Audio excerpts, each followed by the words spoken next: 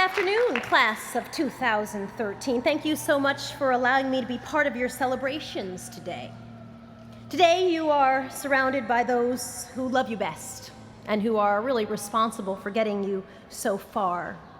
Your parents and your grandparents and your siblings and your friends, and it's because of them, it's because of their love and their support, their pushing at times, that you are positioned for the futures that you are now facing. And to the grandparents and parents and friends, I know that you are looking out in this audience, sitting next to your baby, about to graduate. I know the feeling of this day approaching. My niece is a member of the class of 2013, and she's about to graduate. And I was, many decades ago, a student here. And I have 4 children, so I know what that feels like. Your baby is leaving the nest. They're off to their real life. But today, I want to lay your fears to rest. They're not really leaving you, and no, I'm not speaking metaphorically, like they're really not leaving you. They're going to be home with their laundry, their friends, their stuff. They are not leaving. Between now and I'm guessing age 40, they will be living back in their bedrooms, probably 3 times, at least. For you students who feel like today may be the end of an era, a day that you say goodbye to a community you've known, the friends that you've had now for years, saying goodbye to your school. Again, let me lay your fears to rest. You're not. Harvard will keep track of you forever. It was not accidental that we had presentations from the Alumni Association. Harvard will follow you on Twitter, @HarvardU, seem familiar? And they will send you a barrage of emails about fundraisers because you are about to be alums. You have jobs. You have actual money that doesn't belong to your parents. That means you're potential donors. Those of you who are going on to investment banking where you will work 120 hours a week as analysts to the point where your own mothers will not be able to get you on the phone, Harvard will track you down. Those of you who are joining the Peace Corps in the remotest parts of the globe, Harvard will track you down even if there is no cell phone service where you are. Trust me on this. Now you know how class day is supposed to work. As the speaker, I should sit up here and spout some brilliance, and you students should nod and soak it all in, but truly, I tend not to give advice, and I'll tell you why. Many years ago, I was asked by a woman's magazine if I could tell them the best advice my mother had ever given. And I said, I think that's a very bad idea. Because my mother is an immigrant from Cuba, and she is a tough nut mom. She's not sort of warm and fuzzy mom, she's kind of tough. So I said, let's not do that. And they said, no, this is a great idea. What is the best advice your mother ever gave you? It'll be half page, you two hugging. I said, okay. My mother's best advice was, most people are idiots. The editor on the phone said, well, we'll call you back. Click. Never heard from her again. But it was true. It was the best advice because I think that many people will tell you and spend their lives telling you what you cannot do, what you should not do, what you will never be able to accomplish. They'll tell you why your ideas will not work, why you will fail when you try something you haven't done. And her point was, they're idiots and you shouldn't listen. And I think my mother would be in a position to know. My parents are both immigrants to this country. They met in 1958. My dad is white and Australian. My mother is black and from Cuba. And they met because they both went to daily mass. My mom would walk, but my father had a car, and he would drive up next to my mom and basically hit on her. He'd wind down the window of his car and say, would you like a ride? Every single day, daily mass. And every day she would say, no, thank you, because you don't take a ride from someone you don't know well, even if you're going to sit next to them in church. One day, she said, yes, I would like to take a ride. And they made a date to go on a date. And that night, every single restaurant they went to in Baltimore, Maryland, in 1958, turned them away, because my mom is black and my father's white. And they would say to my father, you can come in, but to my mother, absolutely not, and certainly not together. So my mother, eventually, after being turned away from every restaurant, took my father back to her apartment and made him an amazing meal of Cuban food, because she's a tremendous cook.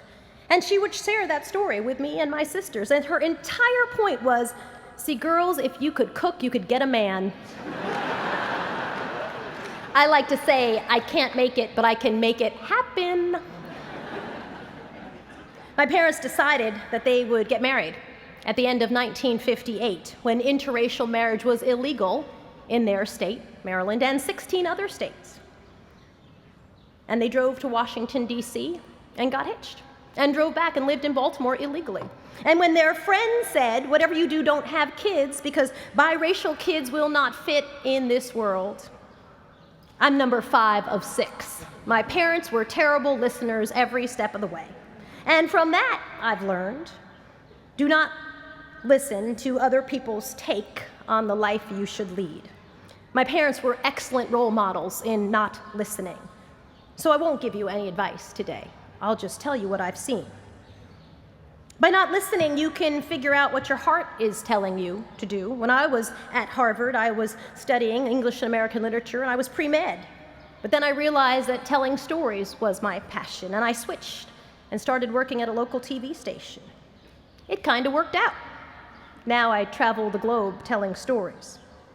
Not taking advice means you'll break those boundaries, those walls that exist that make us feel like we're different from other people we meet.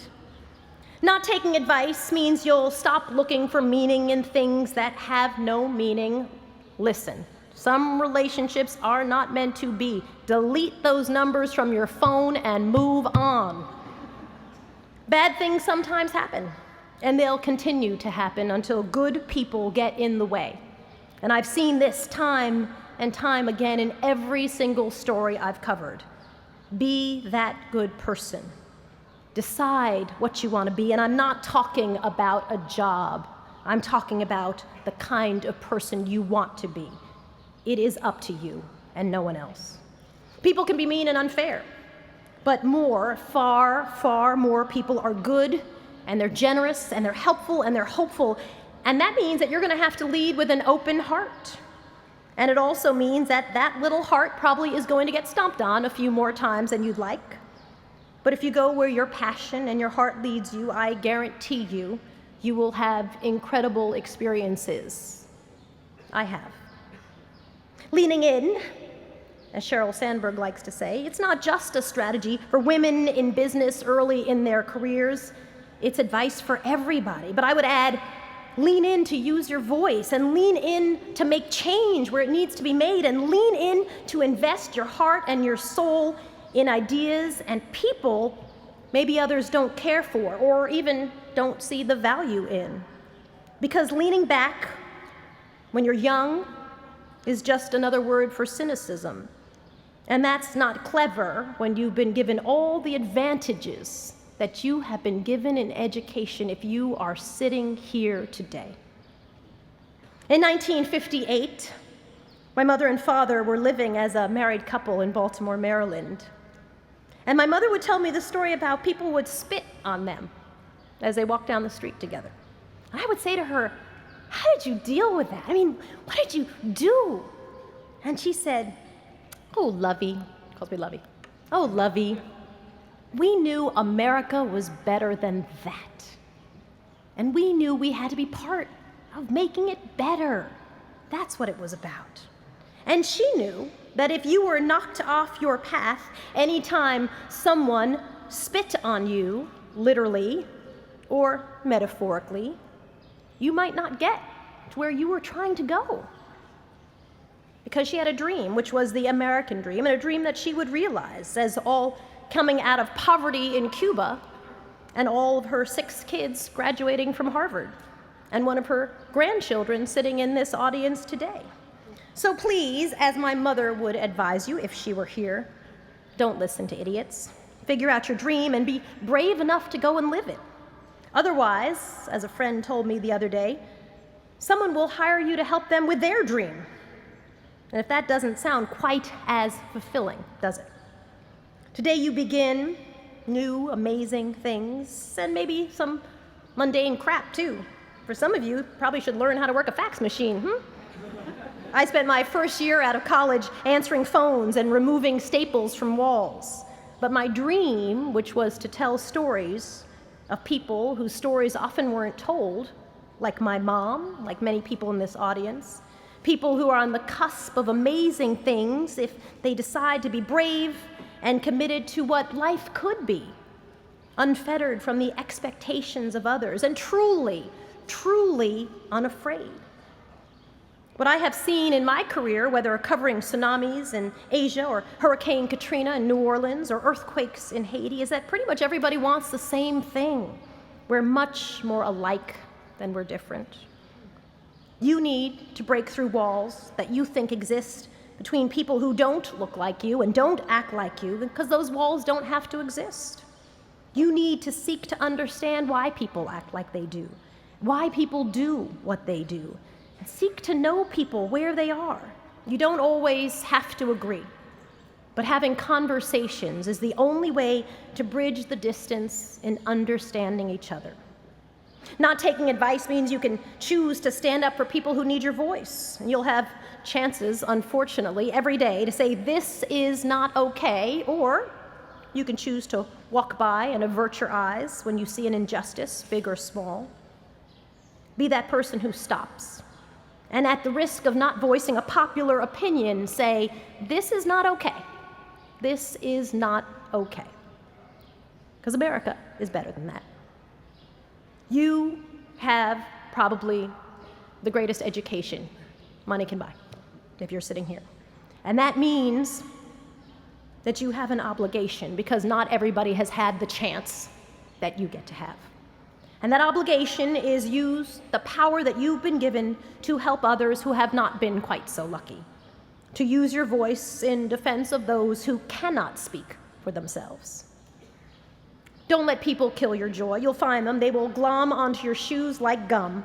So I would advise, starting today, remove people from your life who make you feel bad about who you are and what you want to be. Don't let people steal your joy from life. You have your lives ahead of you to do well and do good in this world, and to be great, and to be good to others, and find greatness and seek out goodness in other people, because it is all around us. Tomorrow will be a day of big questions. Who do you want to be? What do you want to stand for? You have been positioned, class of 2013, to do great things. But do them in service of others, and you will discover that selflessness is ultimately what makes you great. Congratulations and good luck.